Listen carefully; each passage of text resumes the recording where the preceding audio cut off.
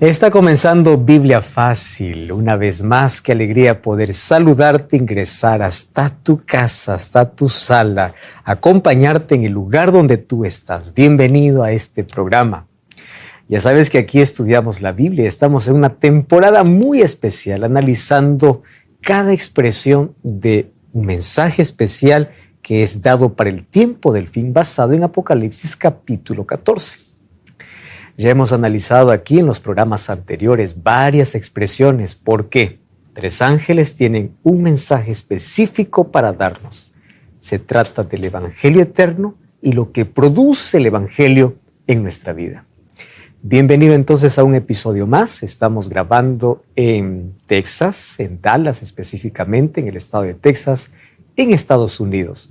Y desde aquí te saludamos y te abrazamos allí donde te encuentras. Bienvenido, estamos listos entonces para abrir la Biblia y antes, como siempre, quiero ofrecerte la revista Esperanza Nuevo Tiempo. Aquí tú vas a encontrar una temática especial en su primera edición, La Cura del Pecado. Puedes solicitar totalmente gratis a nuestro número de WhatsApp, más 5512-9810-1460, o también puedes ingresar a nuevotiempo.com/escuela bíblica. Entonces, estamos listos con Biblia en mano. Y como siempre pedimos la dirección de Dios. Bienvenidos amigos, vamos a un episodio más, vamos a abrir la Biblia, vamos a Apocalipsis capítulo 14 y antes de poder entrar al tema de hoy, pedimos la dirección de Dios. Oramos. Gracias Señor, te damos por esta linda oportunidad que tenemos una vez más de poder estudiar tu palabra. Queremos estudiarla profundamente para que el mensaje pueda quedar de manera clara en nuestra vida, podamos aceptar ese mensaje, podamos aceptar a Cristo en nuestra vida, que Cristo pueda realizar aquellos cambios que necesitamos. Toma nuestro corazón, ilumínanos, tu Santo Espíritu nos muestre la senda por la cual quieres que caminemos. Danos tu bendición, abrázanos con tus promesas, fortalece nuestra vida y danos de este alimento espiritual en el nombre de Jesús. Amén. Apocalipsis capítulo 14. Todos los capítulos anteriores hablamos sobre algunas expresiones que tiene desde el primer ángel hasta el tercer ángel. Estamos analizando ahora específicamente el mensaje del tercer ángel.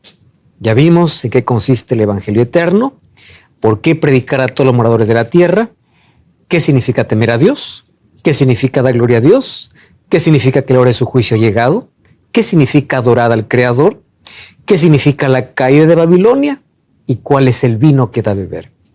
Ya hablamos también sobre la bestia, la imagen de la bestia y la marca de la bestia. Y hoy vamos a detenernos en el versículo 10, pero para entender el 10 vamos a comenzar desde el 9. Dice así: el tercer ángel le siguió diciendo a gran voz: si alguno adora a la bestia y a su imagen, y recibe la marca en su frente o en su mano, él también beberá del vino de la ira de Dios, que ha sido vaciado puro en el cáliz de su ira, y será atormentado con fuego y azufre delante de los ángeles y del Cordero.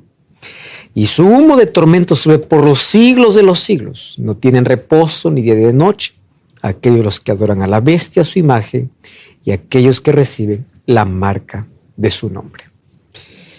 El versículo 10 y 11 va a ser nuestro tema de estudio de la próxima lección. Hoy vamos a detenernos solamente en una expresión del versículo 10. Aquel que adora a la bestia, a su imagen, o recibe la marca en su frente o en su mano, beberá del vino de la ira de Dios.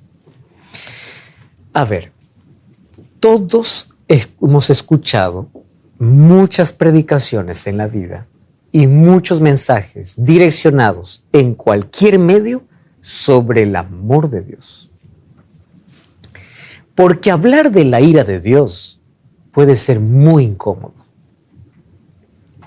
Pero la expresión ira de Dios es una expresión común en toda la Biblia. Lo encontramos desde el Antiguo Testamento hasta el libro de Apocalipsis, el último libro de la Biblia. Yo no sé si ustedes recuerden algún mensaje que hayan escuchado sobre la ira de Dios. Qué difícil es poder pararse en un púlpito, en una iglesia o enseñar y decir así: bienvenidos al culto de hoy. Hoy hablaremos sobre la ira de Dios. Porque nuestro mensaje siempre está direccionado al perdón, a la misericordia, a la gracia, que claro que es la base del Evangelio. En eso consiste el Evangelio. Aquí descubrimos que el Evangelio es Cristo. Y hablar de Cristo es hablar de la plenitud de quién es Él, como creador, como juez, como salvador, como abogado, como protector. Pero también la Biblia dice que ese Cristo, ese salvador, ese creador, aquel que demanda de adoración, de temor, aquel que quiere que le demos gloria, dice que aquellos que no escuchan el mensaje ni del primero, ni del segundo, ni del tercer ángel, beberá de la copa de la ira de Dios. Entonces hoy queremos conocer un poco de qué se trata de esa ira. ¿La ira de Dios es como la ira humana? ¿Dios se enoja igual que los seres humanos?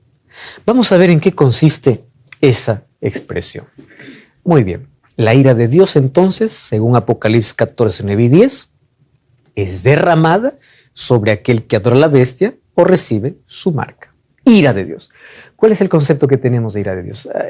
Automáticamente cuando escuchamos la expresión ira de Dios, recordamos catástrofes, ¿no? Ya un dicho popular, incluso una expresión popular es tormenta, inundación. Eso es un reflejo de que Dios está enojado, que Dios está castigando. Y nosotros tenemos, dentro de nuestra cultura, diversas cosas que distorsionan la imagen de Dios. Por ejemplo, desde niños a veces se le dice, o los padres dicen a los niños: no hagas esto porque Dios se enoja, Dios tiene ira, Dios te castiga. Entonces, en la mente de un niño que no entiende perfectamente la diferencia entre cuál es la ira de Dios y la ira humana, va creciendo con miedo a Dios. ¿Y saben cómo repercute eso en la vida? Cuando nosotros crecemos y nos va mal en la vida, ¿qué es el primer pensamiento que tenemos? Estoy siendo castigado por Dios. Porque nos colocaron en la mente una imagen de un Dios castigador. Te portas mal, ahí viene el castigo. Y ahí viene el reclamo. ¿Cuál es el reclamo? Te va mal en la vida, comienzas a decir: Señor, ¿y por qué a mí? Yo soy fiel, yo voy a la iglesia, yo hago esto. ¿Por qué? ¿Por qué? Es que nosotros hemos entendido mal el carácter de Dios. ¿Quién dijo que el sufrimiento en la experiencia humana era castigo de Dios? El sufrimiento en nuestra experiencia es por el pecado. ¿Hay un 70% del sufrimiento que se puede evitar? Sí. ¿Por qué? Porque la mayor parte de nuestro sufrimiento tiene que ver con consecuencias de nuestras decisiones. La mayor parte. Dolor, enfermedades, la mayor parte. Decisiones. Maltraté mi cuerpo, no puedo dejar un vicio, me aferré a lo que no debo, en fin. Pero hay un 30% que es inexplicable. Hay gente tan fiel que sufre. ¿Dios le castiga? No. Mira a Job. Jesús sufrió. Entonces, en nuestra mente no tiene que existir la idea: estoy siendo castigado ahora, ¿por qué? Porque me porté mal. ¿Qué cosa estaré pagando? Son expresiones que nos llevan a una imagen distorsionada de Dios. Entonces ahí viene la pregunta: ¿cómo conciliar la idea de que Dios también se aira? Dios, queridos, no castiga a los pocos. Su ira y su castigo siempre está reservado solo para un momento. Dios no anda castigando cada rato. Cuando Dios quiso eliminar y cortar la maldad en la generación antediluviana, demostró su ira a través del diluvio. Un solo momento. Punto final. Todo lo que ocurre en el transcurso del tiempo puede ser por consecuencia del pecado o por pagar las consecuencias de nuestros actos. Pero la ira de Dios siempre estará reservado para momentos específicos. Y hoy vamos a descubrir de qué se trata esa ira. Entonces, cuando en nuestra cabeza está, estoy siendo castigado, Dios me está, es porque probablemente desde niños fuimos criados con ese concepto, por es que de adultos todo echamos la culpa a Dios y no se trata de eso. Dios nos ama, Dios nos perdona, Dios da una oportunidad, pero también su ira está reservado para un momento específico. ¿Más de qué se trata esa ira? ¿En base a qué está esa ira? En la Biblia nosotros encontramos diversos recursos lingüísticos. En la Biblia encontramos prosa, encontramos poesía, encontramos profecía, encontramos historia, encontramos ciencia, pero también recursos. Por ejemplo, en la Biblia encontramos varios recursos como un género literario como el símil. ¿Qué es un símil? Una imagen. Dice que aquel que teme a Dios será como árbol plantado. Una imagen que está usando. Eso es un símil. En la Biblia nosotros encontramos metáforas, ¿no? La metáfora cuando le dijeron a Jesús que el gobernador le está buscando, Jesús dice, vayan y digan a esa zorra. ¿Qué cosa está usando? Una metáfora. ¿Por qué zorra? Astuto, ese astuto. Otra figura que usamos en la Biblia es la hipérbole, la exageración. Otro es un eufemismo, la manera más delicada de decir una cosa ruda. En la Biblia, por ejemplo, cuando encontramos, dice, el rey estaba cubriendo sus pies.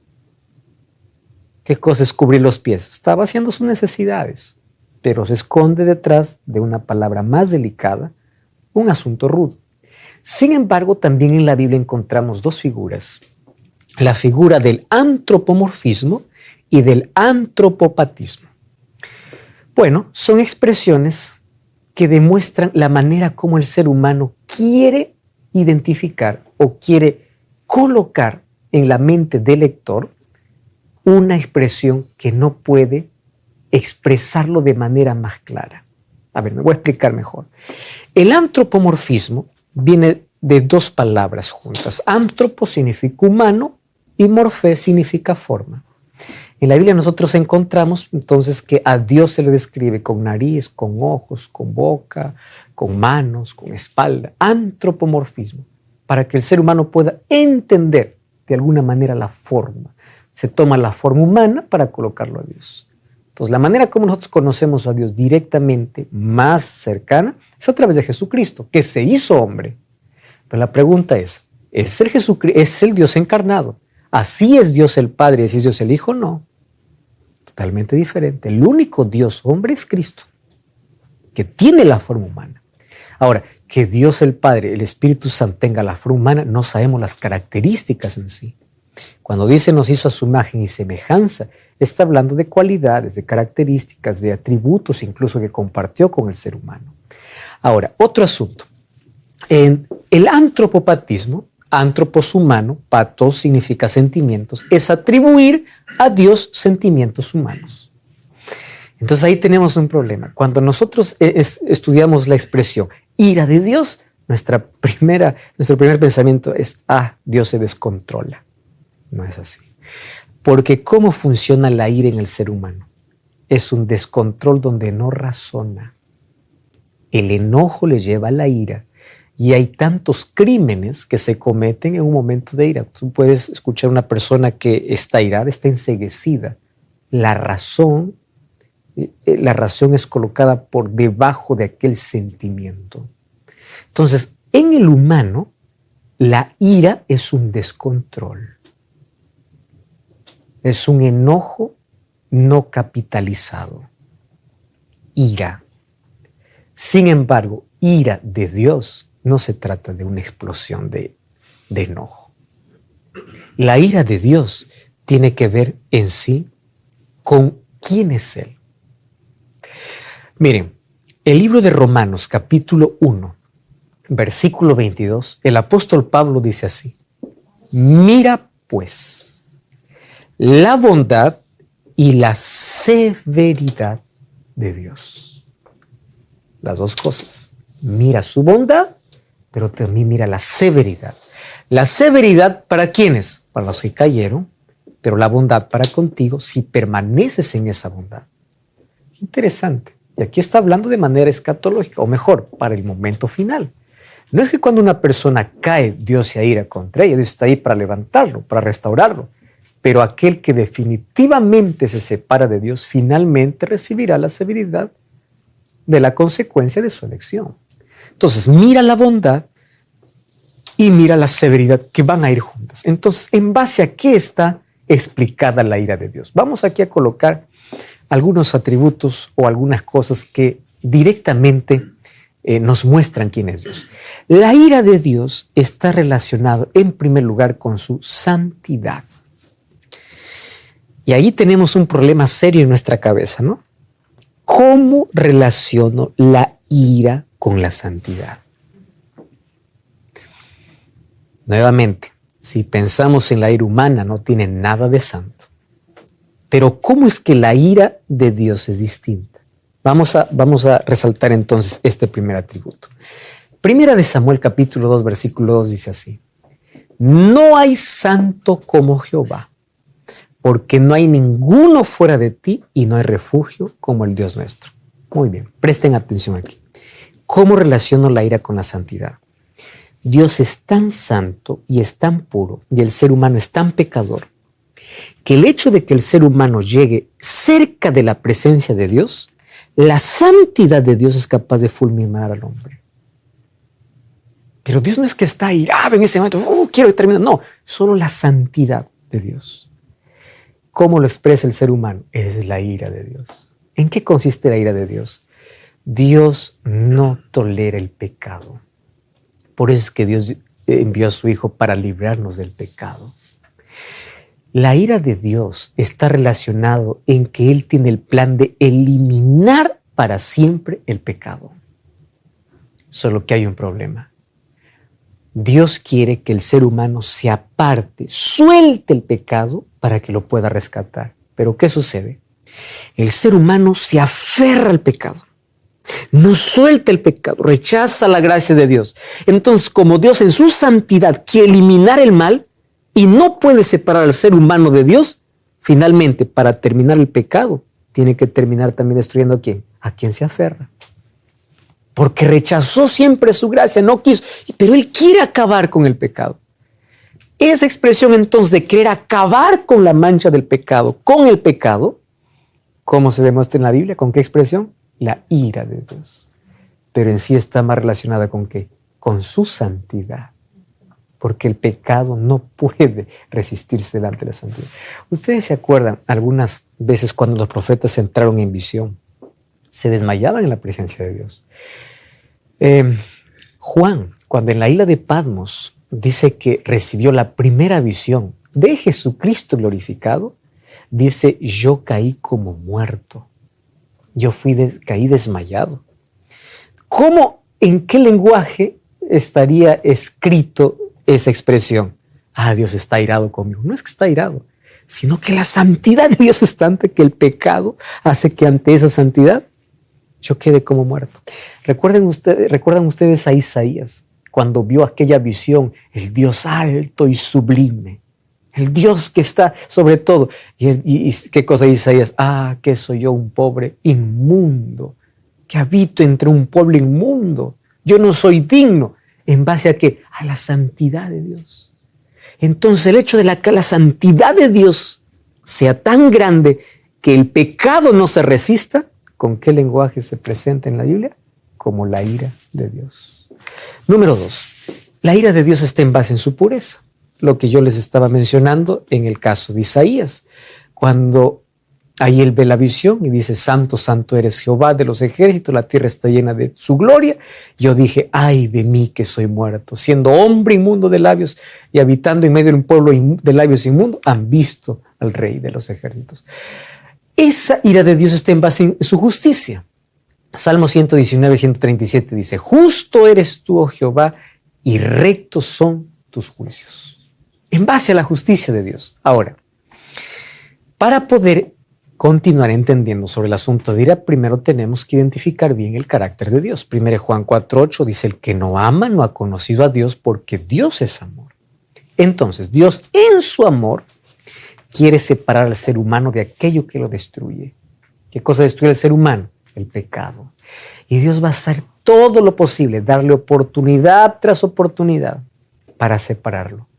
Pero cuando el ser humano, en lugar de separarse, se aferra, Dios tiene que finalmente, con dolor, exterminar al ser humano con el pecado. Eso no hizo en el diluvio. Antes de que exista el diluvio, ¿cuántos años Noé estuvo construyendo el arca? 120 años. Durante todo ese tiempo hubo oportunidad para creer y cuando el arca estaba terminada, para entrar. Pero cuando el arca se terminó, solo animales entraron, ni uno fue capaz de entrar. La oportunidad continua. Ustedes sabían que cuando Noé entró en el arca y los animales estaban adentro, aún una semana hubo de oportunidad para que la gente entre. La puerta seguía abierta. Y la gente, en lugar de entrar, ¿qué cosa hacía? Se burlaba. Y después dice que Dios cerró la puerta. No fue Noé. Lo que Dios cierra, nadie abre. Se acabó la gracia y ahora sí recién viene la ira de Dios. ¿Qué es lo que hace la ira de Dios? Acabar con el pecado, no con el pecador. Entonces esa ira se muestra en base a su santidad. Quiere terminar con el pecado. Por eso es que hace todo lo posible, da todas las oportunidades para que el ser humano se aferre a Cristo. Todos somos pecadores, todos. El asunto es cuando en lugar de aceptar la gracia, rechazamos la gracia. El problema no es tener la herida, el problema es rechazar la medicina. Ese es nuestro problema. Y es allí donde se muestra la ira de Dios. Salmo 103:8 dice, misericordioso y clemente es Jehová, lento para la ira. Ojo con esa expresión. Da oportunidad tras oportunidad. Extiende la mano.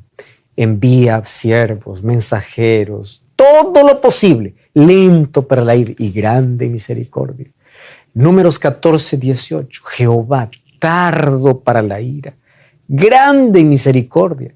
Perdona la iniquidad y la rebelión, aunque de ningún modo tendrá por inocente al culpable. Dios me ama, Dios me va a salvar, yo puedo hacer lo que quiero. Está bien, Dios es misericordioso, mientras Dios tienes oportunidad, pero tampoco tendrá por inocente al culpable. Y aunque es tardo para la ira, un día su ira se muestra al eliminar el pecado completamente. Este libro es interesante. Miren lo que dice. La cuestión no es por qué Dios castiga el pecado. Entiendan aquí esta expresión. Sino por qué permite la continuidad de la rebelión humana. Es habitual que vemos a Dios como tolerante. Estamos acostumbrados a eso, ¿no? Dios me tiene paciencia. Yo sigo jugando con el pecado. Dios me ama. Yo sigo. Dios es misericordioso. Yo continúo en mi mal. Yo sé que estoy mal, pero no va a cambiar. Dios me ama. Hay tantas personas que se escudan bajo el amor de Dios porque nunca quiere cambiar. Dios me tiene que aceptar así como soy porque Él me ama. Es verdad que nos acepta como somos. Es verdad. Pero cuando vamos a Él nunca nos deja como llegamos. Él nos cambia. El amor, la misericordia, la gracia de Dios está extendida hasta que se cierra la oportunidad. Ahora se conoce la severidad. Antes, cuando había bondad, lo rechazaste. Y luego, cuando viene la severidad del asunto, es porque ya no hay más oportunidad. Es habitual que veamos a Dios como tolerante. De hecho, es bondadoso, paciente y tardo para airarse. Su ira es tan tardía que cuando llega a airarse, quedamos impactados y ofendidos con ella. Ese es nuestro problema, ¿no? Estamos acostumbrados solamente a ver ese Dios que ama, que perdona, que suplica, un Dios. ¿Saben qué interesante que últimamente las personas están viendo a Dios más o menos como un muchacho enamorado, apasionado, que ruega, que suplica, que busca? Nosotros debemos tener el pensamiento equilibrado. Dios me ama, Dios me da oportunidad, pero no es que Dios es ese muchacho apasionado. Él es Dios. Yo tengo que respetarlo, tengo que honrarlo. Dios no va a venir a postrarse a mis pies para que yo le acepte. Dios es Dios. La oportunidad y la misericordia que Él me otorga es para que yo pueda cambiar, es para que yo pueda separarme del mal. Porque así como un día conozco su bondad, cuando yo desprecio todas las oportunidades, luego ¿qué cosa viene? La severidad. Y aunque es tardo para irarse, cuando llega el momento de su ira, Él acaba con el pecado. Recordemos, la ira de Dios está en relación contra el pecado. Por eso es que quiere salvar a quién? Al pecador. Para separarlo de allí, que es aquello que lo destruye. Éxodo capítulo 32, versículo 10, dice así: ahora pues, déjame que encienda mi ira en ellos y los consuma, y yo de ti haré una nación grande. A partir de este momento queremos analizar en la Biblia qué cosas son aquellas que en la Biblia muestra que Dios se aira. Y según el texto que nosotros leímos, es que cuando su ley es transgredida, su ley es quebrada, Dios se aira. ¿Y por qué razón? Porque al quebrar la ley, nos separamos directamente de Dios y nos entregamos abiertamente al pecado. ¿Y la ira de Dios contra qué es? ¿Contra el pecador o contra el pecado? Contra el pecado. Entonces ahí aparece la ira de Dios porque Él quiere terminar con aquello que destruye al hombre. Pero el ser humano, infelizmente, en lugar de poder aferrarse a Cristo, quiebra su ley y se aparta de su ley. Mas vamos a continuación a ver otros textos bíblicos donde muestra la ira de Dios. ¿Y qué cosa es lo que despierta esa ira? No cambies el canal, vamos a una breve pausa y ya regresamos aquí en Biblia Fácil.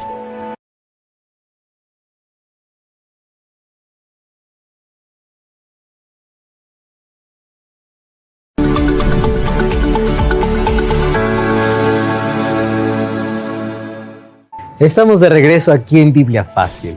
Antes de continuar con nuestro tema, quiero ofrecerte la revista Esperanza Nuevo Tiempo. Esta es una edición muy especial donde el título es La cura del pecado. Ya sabes que puedes solicitarlo gratuitamente al número de WhatsApp más 5512 9810 1460, o también tú puedes ingresar a nuestro sitio web que es nuevotiempo.com/escuela bíblica.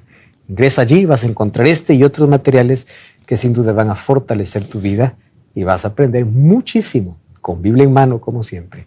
Así que solicítalo ahora mismo. Muy bien, continuamos entonces hoy con nuestro estudio. Estamos hablando sobre la ira de Dios y vamos a ver cómo esta ira se muestra en el tiempo del fin. Porque, ¿qué cosa dice el tercer ángel? Si alguno tiene la marca, si alguno adora a la bestia, espere, la ira de Dios se va a hacer sobre él. Muy bien. ¿En qué momento ocurrirá eso? Antes vamos a ver qué cosas hacen que la ira de Dios se demuestre. Y aquí en Éxodo 32:10, Dios habla con Moisés. Deja que se encienda mi ira. Dios todavía no estaba irado. Le dice, deja que se encienda mi ira. ¿Por qué? Porque el pueblo había quebrado su ley. Había quebrado el pacto. ¿Qué más enciende la ira de Dios? Miren lo que dice Isaías 2:12 al 19. Día de Jehová, día de los ejércitos vendrá sobre todo soberbio y altivo, enaltecido, y todo enaltecido será abatido. En el libro de Proverbios capítulo 6 dice, 6 cosas aborrece Jehová y 7 abomina su alma. ¿Qué cosa es lo que Dios no tolera del ser humano? Es que siendo tan pequeño, insignificante, se crea tan poderoso a tal punto de rechazar a su propio creador. Y esto es lo más triste, ¿no? Los seres humanos, con migajas que tienen la vida, se cree poderosísimo. Hasta que viene algo simple y le hace pisar tierra y le dice, tu vida es corta. En este periodo de pandemia, los hombres más poderosos, ¿de qué servía su poder? Los hombres más ricos, ¿de qué servía su riqueza? Los más importantes, ¿para qué servía? Pero cuando todo va bien, pues uno se siente todopoderoso, tan importante, a tal punto de decir, ¿qué importa a Dios? Yo no quiero a Dios, rechaza a Dios, da la espalda a Dios, y la soberbia comienza. ¿Qué cosa es soberbia? No reconocer quién soy. ¿Qué cosa es humildad? Saber quién soy y quién es Dios. Entonces la soberbia hace que la ira de Dios pueda estar sobre él. Juan 3:36, otra vez encontramos esta expresión. El que cree en el Hijo tiene vida eterna, pero el que rehúsa creer en el Hijo no verá la vida, sino que la ira de Dios está sobre él. ¿Por qué la ira de Dios está sobre él? Porque nuevamente recordemos, Dios quiere destruir el pecado. Entonces, su ira es contra el pecado. Pero como Dios ya no puede más separar al ser humano del pecado, porque tanto se aferró al pecado, y el ser humano no quiere soltar, no quiere dejar su vida, no quiere dejar su propio camino para hacer la voluntad de Dios, continúa a pesar de las oportunidades que Dios le da, finalmente la ira de Dios contra el pecado terminará destruyendo también a aquel que se aferró. En eso consistirá finalmente la destrucción final. Con mucho dolor, millones de personas serán destruidas. Y ojo con esto, no piensen que serán destruidas todas las personas que son solamente llenos de maldad. Ustedes saben que en la destrucción final el lago de fuego estará lleno de gente buena. Gente buena. Gente honesta, gente leal. Gente que nunca estuvo envuelta en corrupción, nunca estuvo envuelto en escándalos. Padres de familia excelentes, personas honradas, estarán en el lago de fuego. ¿Por qué razón? Porque rechazaron la gracia de Cristo. No se trata de cuán bueno yo sea. Se trata de cuán dispuesto estoy a aceptar que Cristo me salve del pecado. Y habrá gente tan mala que estará en el cielo.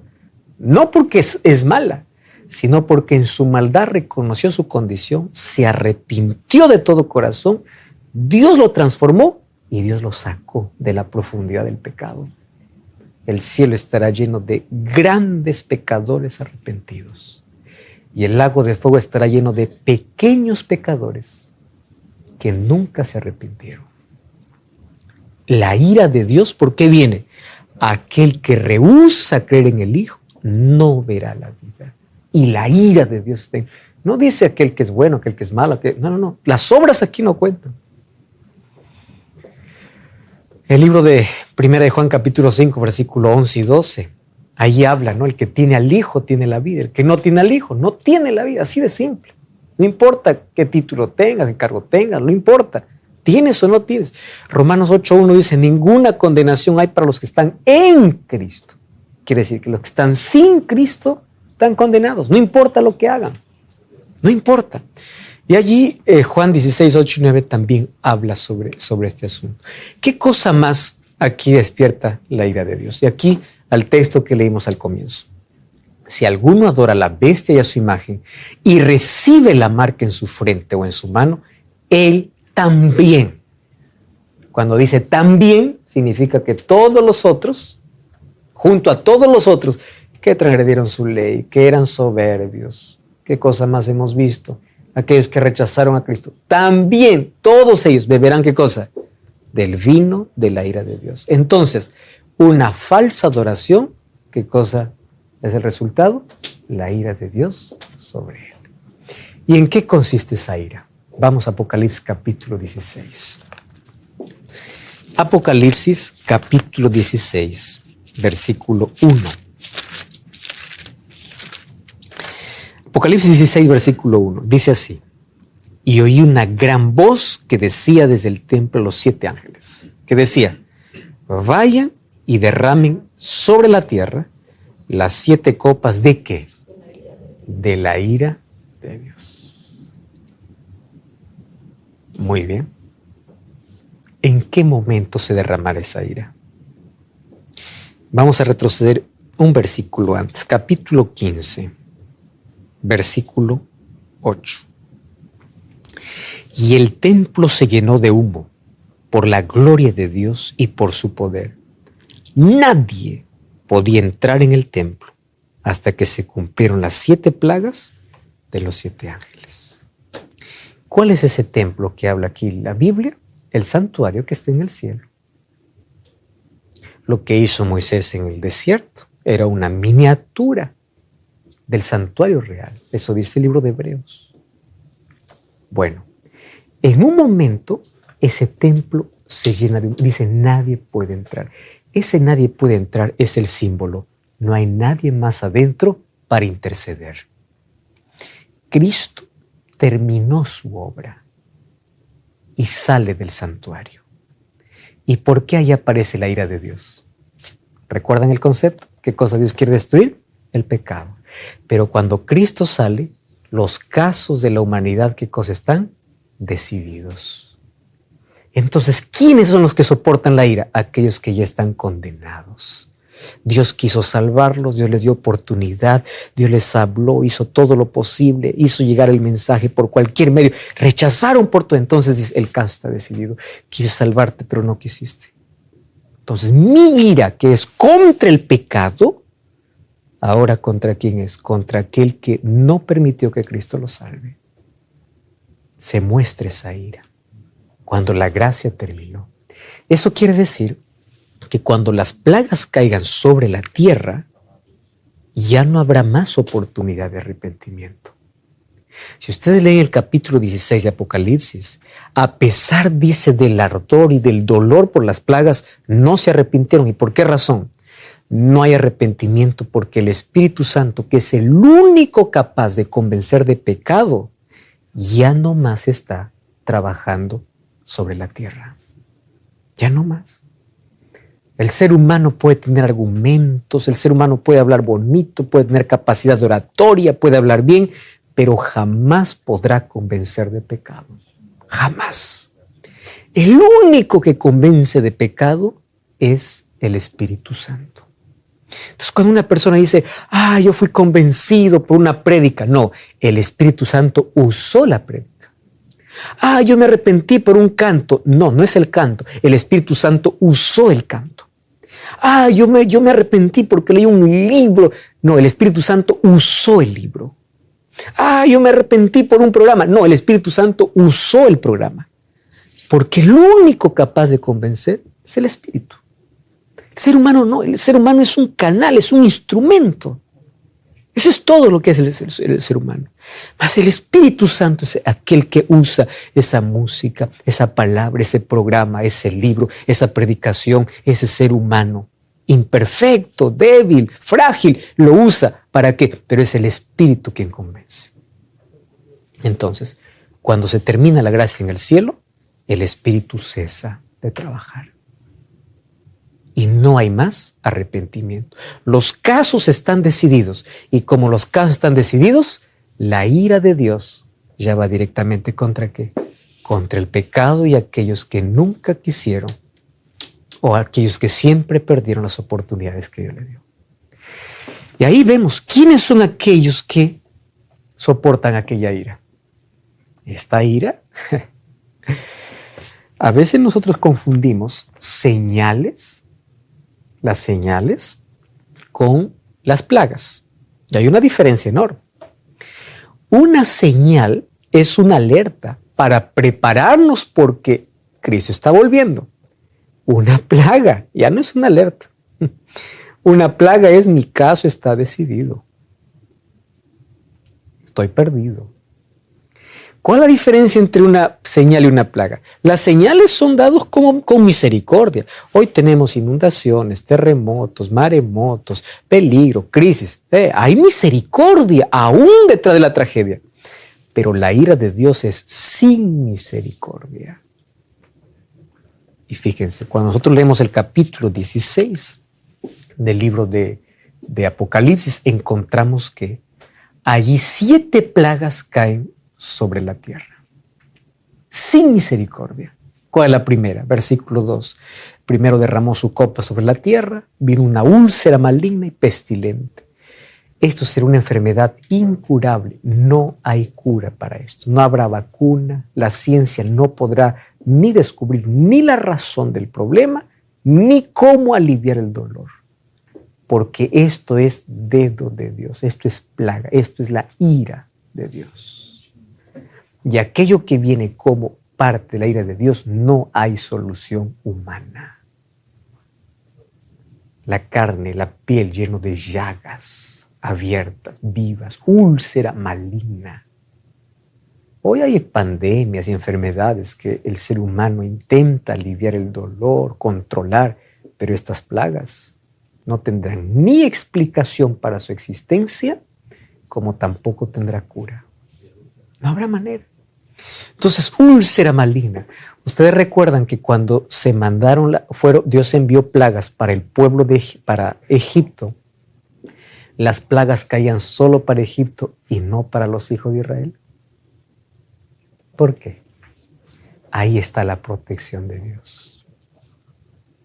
A pesar de que ellos se encontraban casi en el mismo territorio, las plagas no tocaban al pueblo de Dios.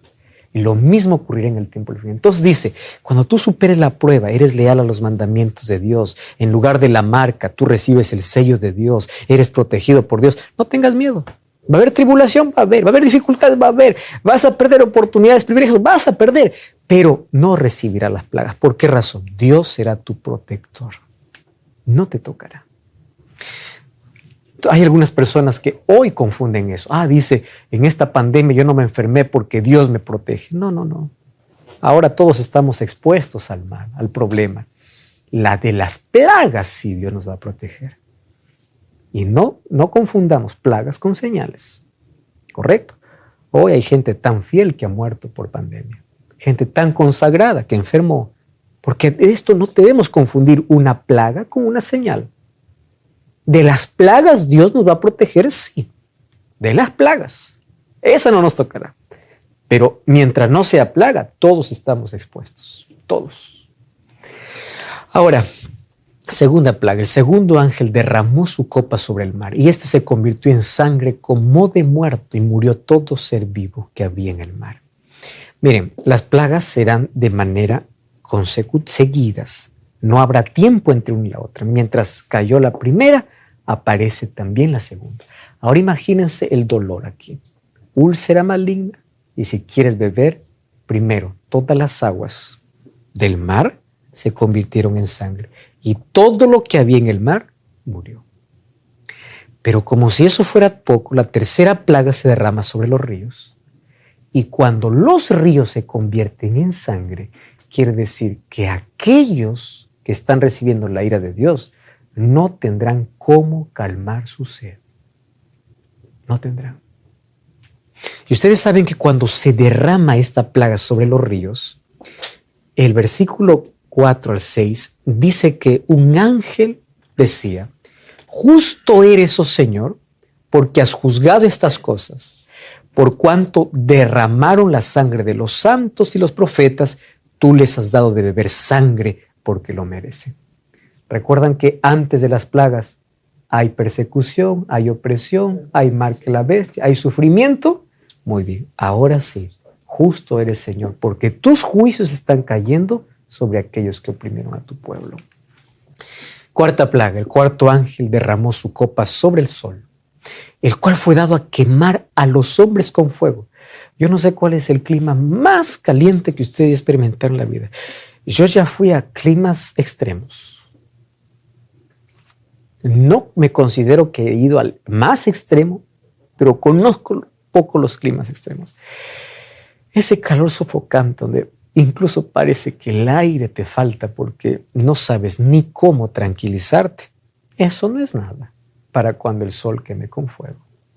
Hoy inclusive la temperatura llega a 40, en algunos lugares llega a 48, hasta 50 grados, poco más de eso. Y eso ya se considera un horno, ¿verdad? Hay algunos que incluso juegan y dicen, yo no tengo miedo del fuego porque aquí ya estoy viendo el fuego. No conoce el fuego. Aún es el calor que puede soportar porque puede sobrevivir. Pero fíjense, cuando se le da al sol la capacidad o se le da el poder para quemar a los hombres con fuego. Y los hombres se quemaron con gran calor y blasfemaron el nombre de Dios y no se arrepintieron. Pregunto, ¿por qué no hay arrepentimiento? Porque no hay Espíritu Santo que convenza de pecado. El ser humano jamás se arrepiente por sí solo. El arrepentimiento es la búsqueda de Dios al ser humano y el ser humano la acepta. Jamás el ser humano de manera natural dice, estoy arrepentido. No, el ser humano se arrepiente como respuesta a la obra de Dios. Pero aquí, como no encontramos más la obra del Espíritu Santo, Ya no hay más arrepentimiento. Y la quinta plaga se derramó sobre el trono de la bestia.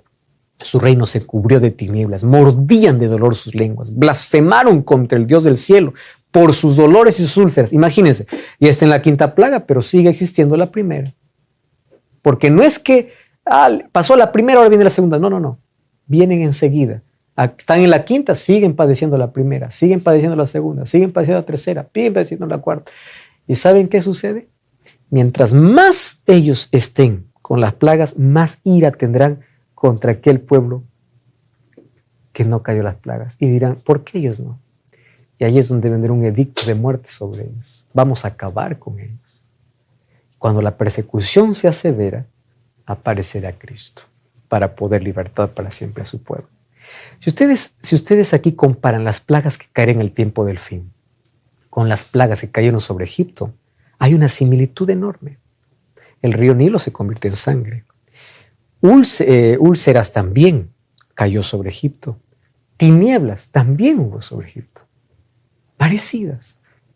Ahora, fíjense aquí, las plagas son sucesivas. El sexto ángel derrama su copa sobre el río Éufrates y el agua de este se seca para que estuviese preparado el camino a los reyes del oriente. Esto ya es un asunto simbólico.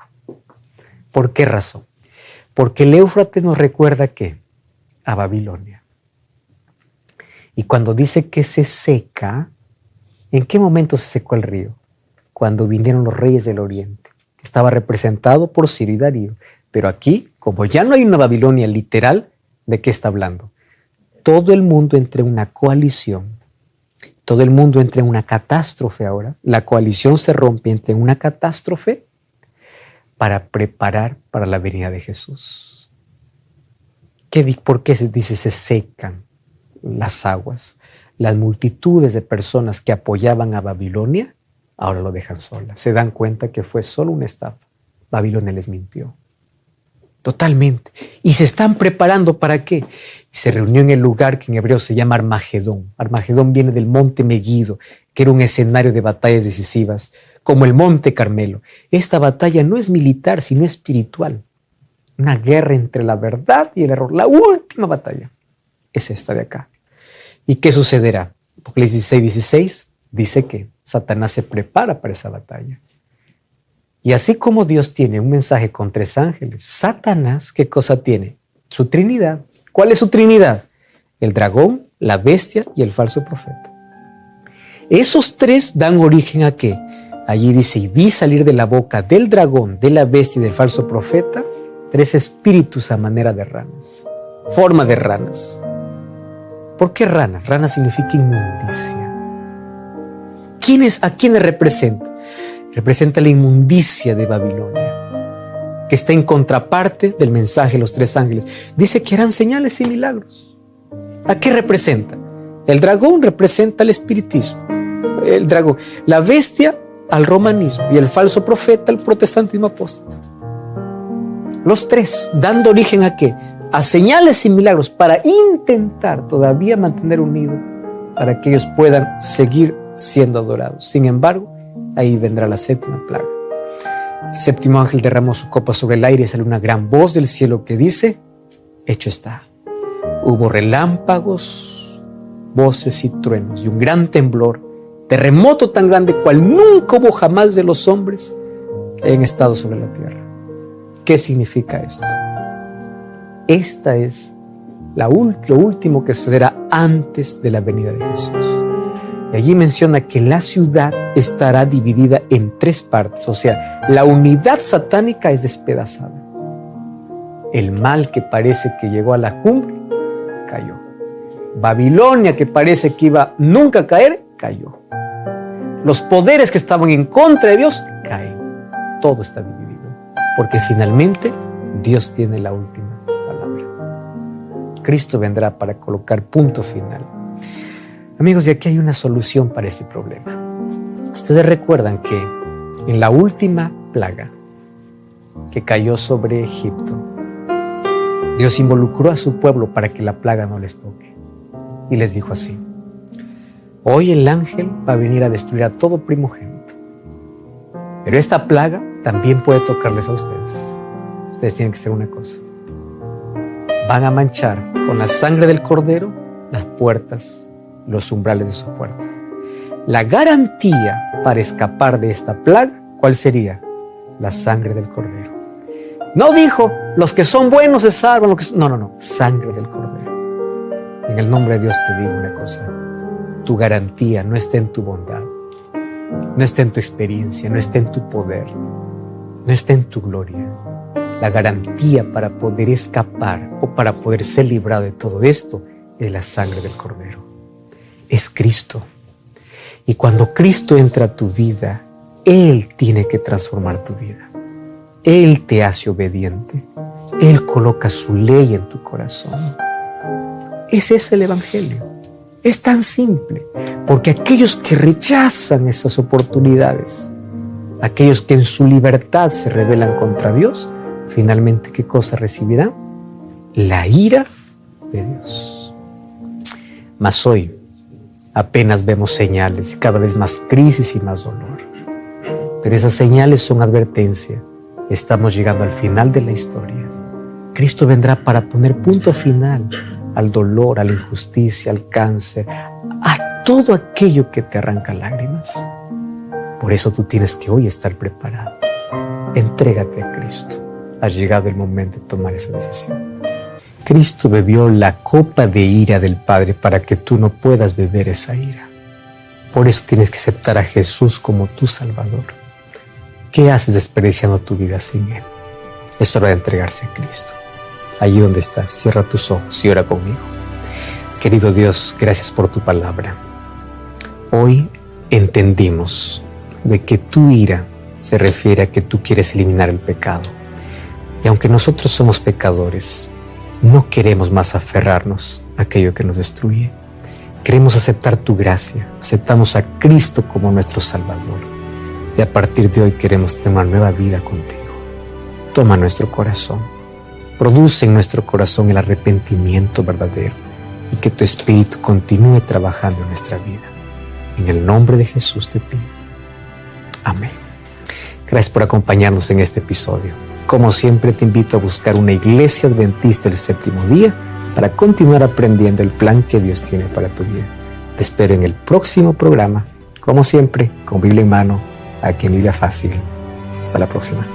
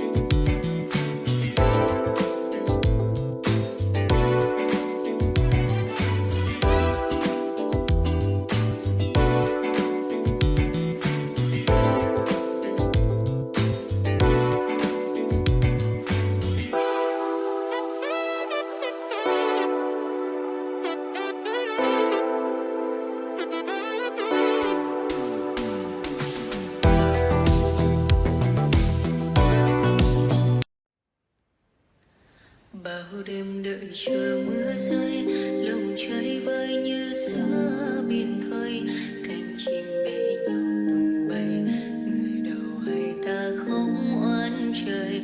Bao năm tình yêu chưa phai, giờ chia hai đôi lứa lạc nhau, lối gió số phận đã không an bài.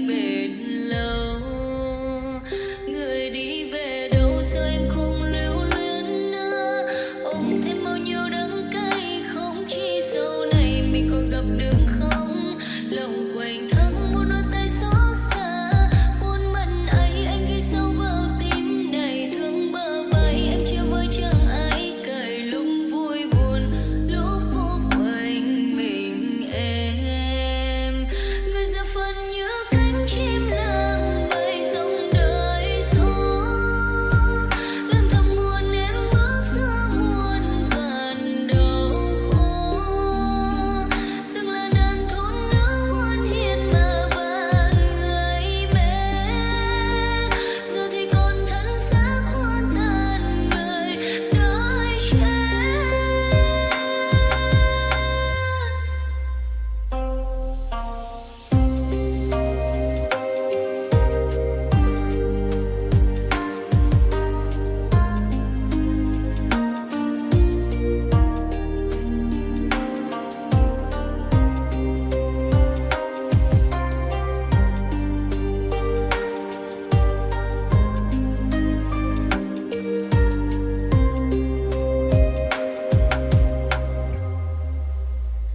Tìm lại một chút hơi ấm nắng mới, người vô tư